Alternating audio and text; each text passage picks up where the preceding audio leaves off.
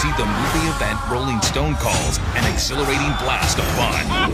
It does the impossible, and now it's the best reviewed blockbuster of the year. Yes! You're welcome. Guardians of the Galaxy, rated PG-13. Now playing. Hello, I'm the Universal Critic. I talk about whatever I want, whenever I want. A few months ago, the first trailer for Guardians of the Galaxy debuted, and my reaction, like most mainstream viewers, probably went something like this. What the fuck am I watching?!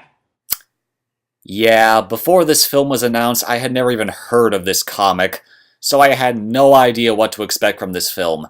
But after seeing it, I must say that it is probably now my favorite of the Marvel franchise, even more than the Avengers. Let me explain. Guardians of the Galaxy stars Chris Pratt as Peter Quill, an outlaw who likes to call himself Star-Lord, even though no one else does. A simple treasure hunt for a mysterious orb soon gets far more complicated when he is assaulted by an assassin named Gamora, played by Zoe Saldana, a mutant raccoon named Rocket, voiced by Bradley Cooper, an intelligent tree named Groot, voiced by Vin Diesel, and a warrior named Drax, played by David Bautista. The group must put aside their differences and stop the orb from falling into the hands of a genocidal maniac named Ronan, played by Lee Pace. The humor and characters are what really sell this movie for me. The whole idea of superheroes is really rather absurd when you think about it, and while many comic book movies try to tone down that absurdity to appeal to a mainstream audience, this movie takes the exact opposite approach.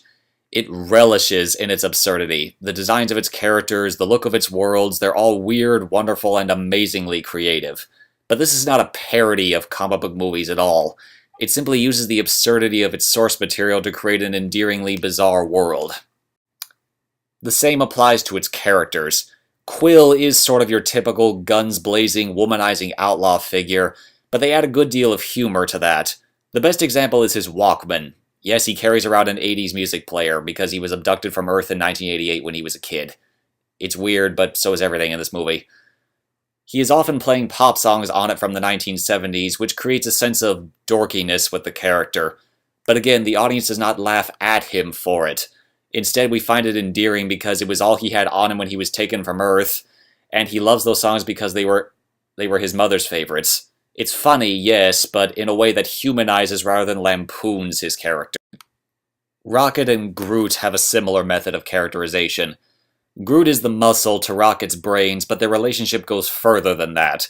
Groot can only say, "I am Groot," but Rocket is still able to understand him perfectly, showing that the two do share a legitimate bond and are indeed friends. Though I did find it a bit weird that Vin Diesel was essentially doing the exact same voice he did for the Iron Giant. But that's a minor point. Gamora and Drax are also solid characters. Gamora is the sexy assassin with a checkered past, but they don't over-sexualize her, and they give her a lot of both funny and tender moments with Quill. Drax is probably the least interesting character here, but he's still pretty entertaining. He has a solid backstory about how his family was killed by the villain of the movie, which gives him a bit of heart, but they still wring some good comedy out of him by having him be completely unfamiliar with the concept of metaphors, which is put to great effect here. The visuals in this film are nothing short of stunning, as one would expect, but the 3D is incredible. This was the first time I had been to an IMAX theater in quite a while, and man was it worth it.